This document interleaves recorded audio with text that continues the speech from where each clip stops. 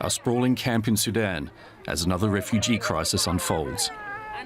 Thousands of Ethiopians have been streaming across the border, fleeing the fear and chaos of the latest fighting in the north.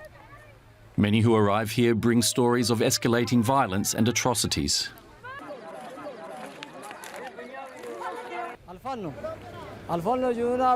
Forces entered and burned our homes and killed people. They left us with nothing. So we fled here to Sudan. I left with my parents and my child with only what we wore. Now we have nothing. We fled from death and murder. The exodus comes as Amnesty International reports evidence of a civilian massacre in the town of Kadra in the northern Tigray region. Witnesses say the victims were hacked or stabbed to death. Most are believed to be ethnic Amharas, a region with a long history of tensions with Tigray. The UN's Human Rights Commission is voicing alarm. The High Commissioner is calling for a full inquiry. If confirmed as having been deliberately carried out by a party to the current fighting, these killings of civilians would, of course, amount to war crimes. It's still unclear who's responsible. The mass killings follow days of clashes between federal troops and Tigrayan forces. The region has become the latest flashpoint stemming from Ethiopia's complex ethnic politics.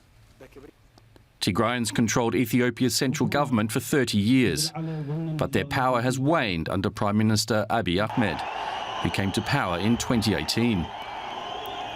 Increasing resentment and tensions became open defiance in September, when Tigray rejected the central government's authority and held its own elections. Now the feud has descended into conflict, with the government vowing to crush what it calls a rebellion.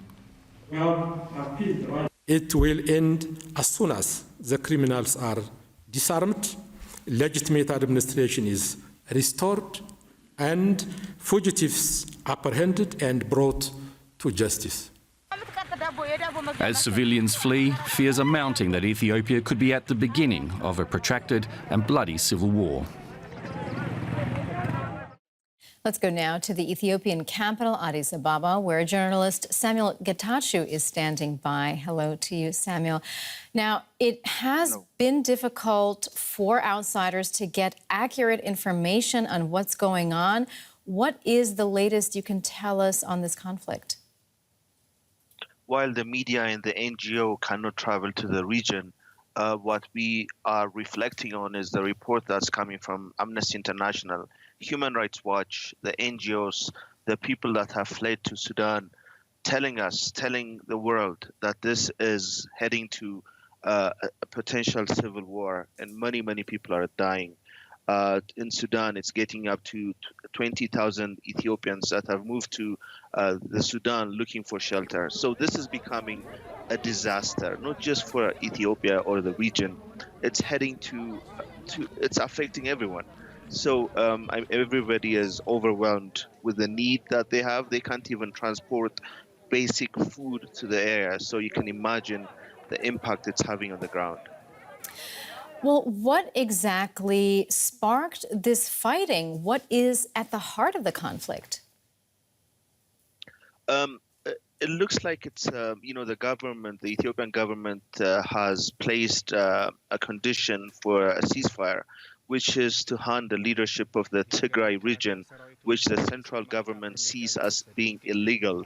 And also the destruction of all arms that they have been storing for a long time. You have to remember the TPLF was in federal government, in charge of the Ethiopian federal government for 27 years. So they've only they've only gone back to their own state in the last 3 years. So it looks like it's a mixture of power struggle and not wanting to accept the changes that are happening in Addis Ababa.